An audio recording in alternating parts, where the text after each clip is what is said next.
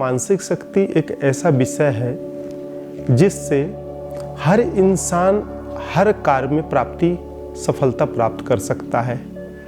जहाँ तक मानसिक स्थिति की बात है तो आप और हम सब लोग का मानव जीवन पूरा निर्भर हमारे मानसिक स्थिति पर है। यदि कोई कार्य नहीं कर पाता ठीक, तो हम लोग अक्सर कहते हैं कि इसका मानसिक स्थिति ठीक नहीं है, इसे इलाज की आवश्यकता है।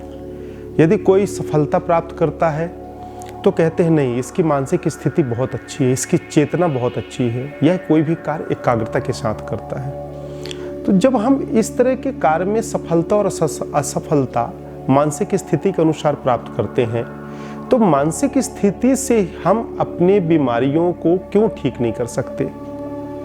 यह जीवन में हर मानव प्राणी के कुछ न कुछ रोग, बाधा, परेशानियां लगी रहती हैं, और यह सब किस पर निर्भर है?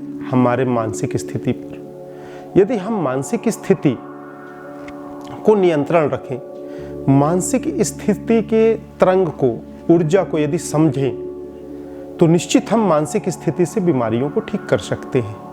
अब बात आती है कि हम मानसिक स्थिति है क्या? हम किसे मानसिक स्थिति सबसे संबोधित करते हैं? तो देखिए, मस्तिष्क पे विराजमान एक ऐसी ऊर्जा, एक ऐसी तरंग, एक ऐसी शक्ति, जिस शक्तियों के माध्यम से हमारा यह शरीर पूरा क्रिया प्रतिक्रिया की ओर चलता है।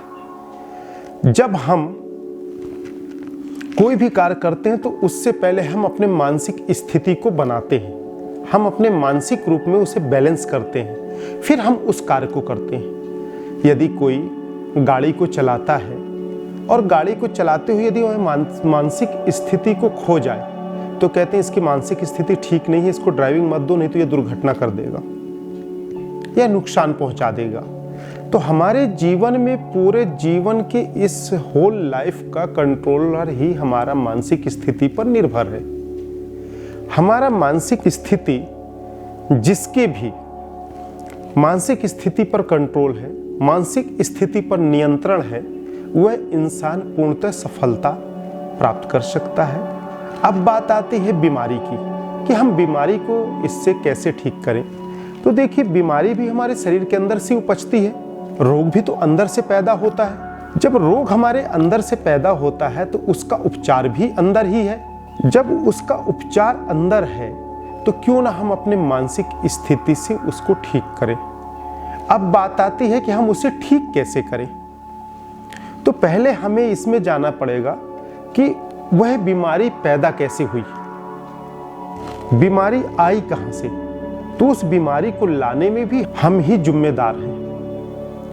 हमारी ही गलतियों के कारण वह बीमारी हमारे अंतरकाय से उत्पन्न होती है। कहते हैं जैसा खाएंगे अन्न वैसा रहेगा मन, हम जैसा विचार रखेंगे वैसा होता है। इसमें कुछ वैज्ञानिकों ने भी इसमें शोध किया है। एक उदाहरण पे इसे ऐसा भी समझा जा सकता है कि दो कैदी जेल में अंदर थे। दोनों कैदियों को फांसी की सजा होनी थी।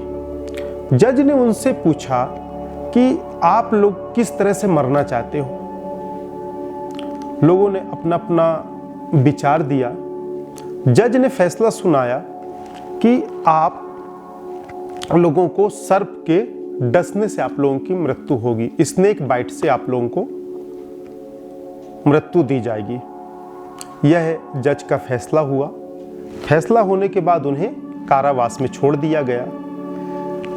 वह दोनों कैदी सारा दिन सारा रात सोचते रहे कि कल सर्प से डसवाएंगे, हमको डसेगा सर्प और हमारी मृत्यु हो जाएगी। जब दूसरा दिन हुआ, उनको लाया गया।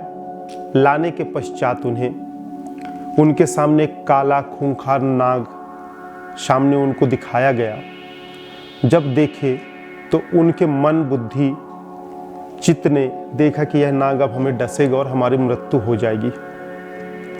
और इसके बाद उनके आंखों में पट्टी बांधकर उन्हें यथावत खड़ा कर दिया गया मृत्यु की अवस्था के लिए।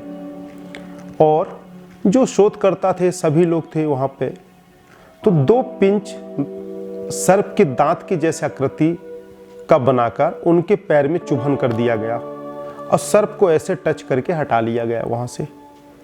अब उन्हें तो ये लगा कि हमें स्नेक बाइट कराया गया है, सर्प ने हमें डस दिया है, और इस सोच के कारण उनकी मृत्यु हो गई। कमाल की बात है कि उनकी मृत्यु भी हो गई। मृत्यु होने के बाद जब उनका पोस्टमार्टम हुआ, उन पर रिसर्च किया गया, तो उनके अंदर सर्प के जहर पाए गए। कितने आश्चर्य की बात है। अब आप ये सोचें कि वह सर्प का जहर उनके शरीर के अंदर कहां से पैदा हुआ, कहां से आया, और उनकी मृत्यु कैसे हो गई। यह सब मानसिक स्थिति के कारण हुआ। जब हम मानसिक स्थिति से हमारा शरीर एक नाग का विष को उत्पन्न करके और उसको मृत्यु के घाट में दे सकता है स्वयं से, तो इस मानसिक स्थिति से हम हर बीमारी का इलाज क्यों नहीं कर सकते।